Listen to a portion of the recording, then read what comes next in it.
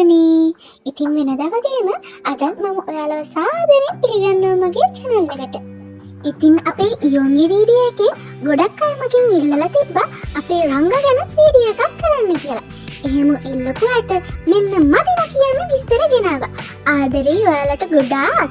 ඒ වගේම අපේ මේ රංගා තිරේ පිටුපස අපේ ඉයෝන්ට කොච්චර ආදරේද කියලා බලන්න වීඩියෝ එකක් ඕන පහලින් කමෙන්ට් කරන්න. ඉතින් මම මේ ඉයෝන් ගැන ගෙනාපු වීඩියෝ එක අන්තිමට දාන්න. ඒකත් බලලා මෙන්න. ඉතින් අපේ මේ රංගා එහෙමත් නැත්නම් කිම්බම් කියන්නේ ඔයාලට නුපුරුදු කෙනෙක් නෙමෙයිනේ. මෙයා ලංකාවේ විකාශය වෙන සුපිරිම කතා තුනකම ඉන්නවා. ඒ තමයි අදටත් අපි පිස්සුවෙන් වගේ බලන Boys of Flowers එකේ සිරිමැටි සිත්තරාවිය එකේ ඒ වගේම මේ දස්වල යන ඒ නුඹ නිසා නාට්‍යය.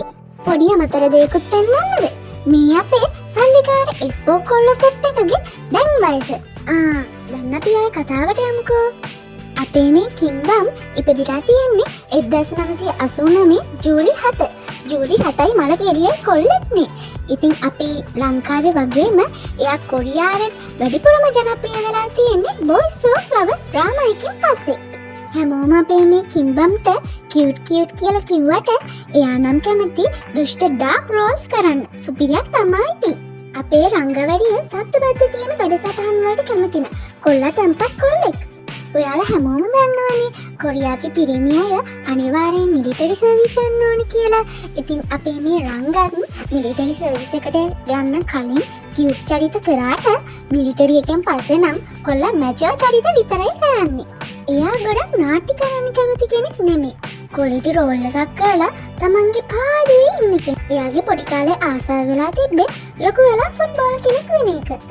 එයාගේ ප්‍රයිවට් ජීවිතේ වටින නිසා වැඩි සෝෂල් මීඩියා වලින් ගොඩක් ඈත් වෙලා ඉන්න කෙනෙක්. දන්නවද? අපේ මේ රංගත් එයාගේ අයියා වගේම වයසට යන්න තරුණ වෙන කෙනෙක්.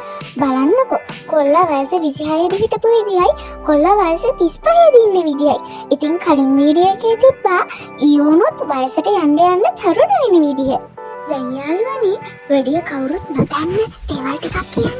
එයා ස්ක්‍රිප්ට් රීඩ් කරද්දී එයාගේ මනසේ මැවෙනවලු චරිත කරන්න ඕන විදිය. එයා කවදාවත් එයා කරලා ඉවරුණ ඩ්‍රාමා එකක් සම්පූර්ණයෙන් බලලා ඉවර කරලා නැල්ලු. එයා ළඟ අදටත් එයා කරපු හැම ඩ්‍රාමා එකකම ස්ක්‍රිප්ට් පරිස්සමින් තියෙනවලු. Boys of Flowers එකෙන් පස්සේ එයා ඒ චරිත ඇක්ට් කරා වගේම එයාට ගොඩක් මල් කුමාරයා වගේ ඉන්න චරිත වලට ආරාධනා ලැබුණලු. එයා ඒ ගොඩක් චරිත ප්‍රතික්ෂේප කරලා තියෙනවා. එයා මල් කුමාරයෙක් වගේ කියලා මිනිස්සු හිතයි කියන බයට. එයා කවදාවත් එයා රංගපාන නාට්‍යයේ ඉන්න නළු නිලියන් එක්ක රියසල් කරන්නේ නැල්ලු. කොල්ලා තනියම තමයි හැමතිස්සෙම ප්‍රැක්ටිස් කරන්නේ. මිලිටරි සර්විස් කාලේ රංගා ඔක්කොම කලා කටයුතු වලින් අයින් වෙලා සාමාන්‍ය ජීවිතයක් ගත කරලා තියෙන්නේ. එයා ඒ ඔබ නිසා නාට්‍යයට උනත් කැමති වෙලා තියෙන්නේ. ඒක ගොඩක් වෙනස් ඩාර්ක් කැරක්ටර් එකක් නිසා. ඔයාලට මේ වීඩියෝ එක හොඳයි නම් ලයික් කරලා කමෙන්ට් එකක් දාලා යන්න. මම ඒ කමෙන්ට් ඔක්කොම බලනවා. සබ්ස්ක්‍රයිබ් කරන්නත් අමතක කරන්න එපා යාළුවනේ. ආයෙ හමු වෙමු. 더 견뎌낼 수 없어 나를 위해서라도 너의